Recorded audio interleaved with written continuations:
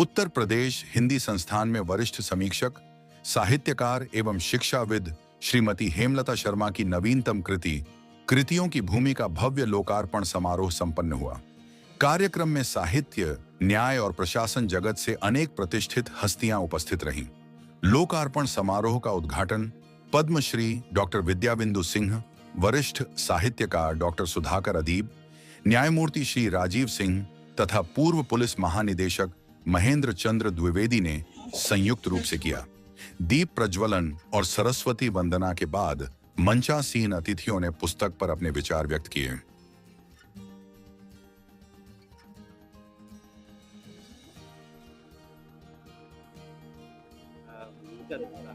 जी, क्या क्या चीज़ है ये? किस ये समीक्षा है जो लेखक साहित्यकार करते हैं बड़ी मेहनत से।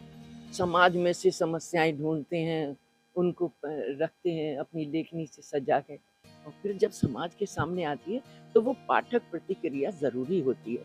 जब तक आप कुछ किसी चीज़ का मूल्यांकन नहीं करेंगे तब तक उसकी कहाँ बने। तो जो हमने किया है, वो 14 पुस्तकें थी जिसमें 6 उपन्यास हैं, 5 उपन्यास, 6 कहानी संग्रह हैं, 1 डायरी है, 1 आत्मकथा है, 1 खंड। तो इन 14 लोगों को ये एक तरह साहित्य सिंधु से निकले 14 रत्न हैं, जिनको हमने अपनी अल्प ज्ञान से सजाया है। वो कृतियों की भूमि, कृतियों का मतलब कृति माने रचना। तो जो वरिष्ठ साहित्यकार हैं, विद्या बिंदु दीदी और ये सब वरिष्ठ साहित्यकारों की रचनाएं हैं, उन रचनाओं को हमने अपने हृदय में उतारा और हमारे हृदय के उद्गार, जो भाव, समालोचना कहिए या उसे समीक्षा कहिए, वो मैंने इन पुस्तकों में रखी है। अब अलग-अलग तो सब लोगों की करते रहे। इससे पहले मैंने 2015 में सुधाकर अदीब जी, जो हिंदी संस्थान के निदेशक रहे हैं, 2015 में वो रिटायर्ड होने वाले थे। 29 दिसंबर 2015 को उनकी पुस्तक मम अरण्य है, जो कि लक्ष्मण द्वारा पूरी रामचरितमानस के रूप में कही गई, लक्ष्मण द्वारा कहा गया था। तो उसको मैंने एक पुस्तक का रूप दे दिया, समालोचना पूरी। तो यहीं पर इसी मंच पर 29 दिसंबर 2015 को मेरी उस पुस्तक का लोकार्पण हुआ। वो भी समीक्षा ही थी। तो मैम कृतियों की जो भूमि है उसमें लेखक के विचार, समाज की समस्या, उसकी पीड़ा, उसका दर्द, जो पढ़ के जो समाज में उसने देखा है एक लेखक ने, साहित्यकार ने, क्योंकि साहित्यकार को भी समाज सुधारक कहा जाता है। जब तक साहित्य और समाज तो ऐसा अटूट संबंध है, साहित्य ही समाज है और समाज ही साहित्य। अगर समाज नहीं होगा तो साहित्य कहाँ से? तो ये जो अटूट संबंध है, इसको जानने के लिए जो लिखता है लेखक, समाज के कोने-कोने से ढूंढ के लाता है उन समस्याओं को।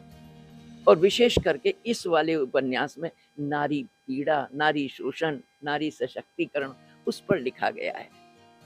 मैम, समीक्षा काफ़ी कठिन माना जाता है और आपने कई पुस्तकों की समीक्षा इसमें की। लगभग कितना समय लगा इसको पूरा? नहीं, ये तो मेरा पहले 2015 वो पुस्तक हो गई। फिर जो कृतिकार देते रहे अपनी-अपनी मुझ पे विश्वास करके कि हाँ, ये कर, तो मैं लिखती चली गई और ये बनते गए मेरे साथियों ने कहा कि अब ये पन्ने बेकार हो जाएँगे, आप इसकी पुस्तक बनाइए। तो मैंने इन्हीं लोगों ने मेरी पुस्तक तैयार करके और इसकी कृतियों की भूमि, इसकी भूमि माने उसके गहन में, उसके अंदर उसके बीज क्या है उसके अंदर। तो हर साहित्यकार का उसमें दोनों तरह से होता है। देखिए, कहते तो हैं समीक्षा, समीक्षा का तो मतलब ये हो गया कि आप मतलब नकारात्मक लेकिन वो चीज़ नहीं है। ये समालोचना, पाठक प्रतिक्रियाएँ हैं, जो हमें अच्छा लगा, हमें लगा कि समाज में हमें कुछ करना है।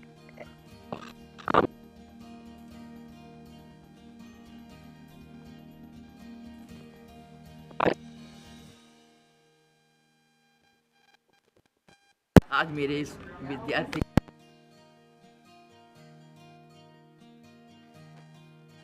के बाद मैं इसमें जुड़ गई और पहले तो मैंने समाज सेवा का कार्य किया। एक्सनोरा संस्था सुनी होगी, प्रभा चतुर्वेदी उसकी थी, उसमें मैंने 2000 में ज्वाइन कर लिया था। 2010 में ये शांति देववाला जी मिली मुझे, साहित्यकार।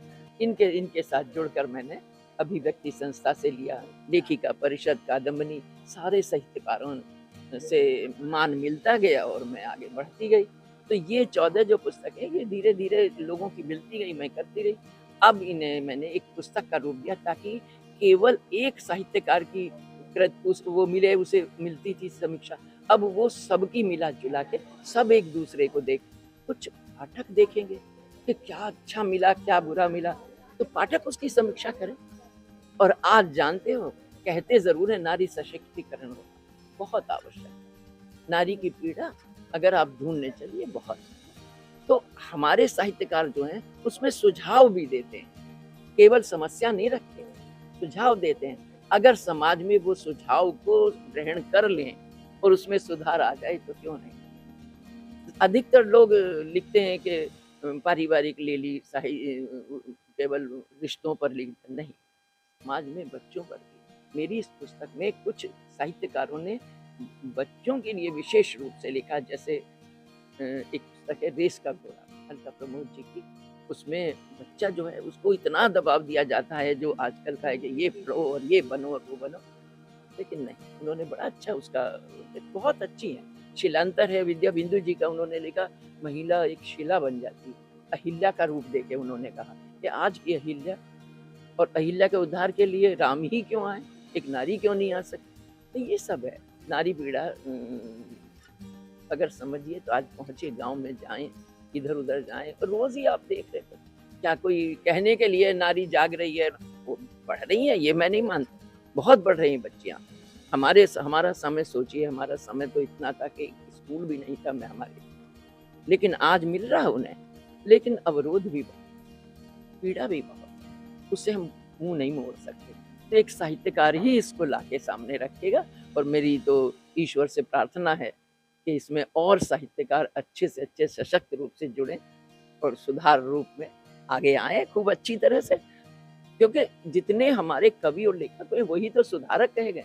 कबीर को इतना बड़ा समाज सुधारक कहा गया है, तो हमारे ये साहित्यकार, वर्तमान साहित्यकार क्यों नहीं समाज सुधार कर सकते।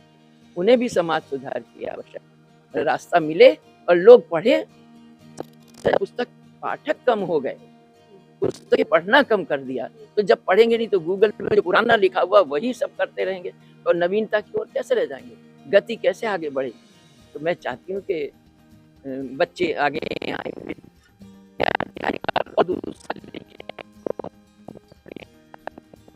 महिलाओं को और रास्ता मिले और समाज में सुधार आए, और माँ के रूप में, बेटी के रूप में, तो समाज में सुधार आए।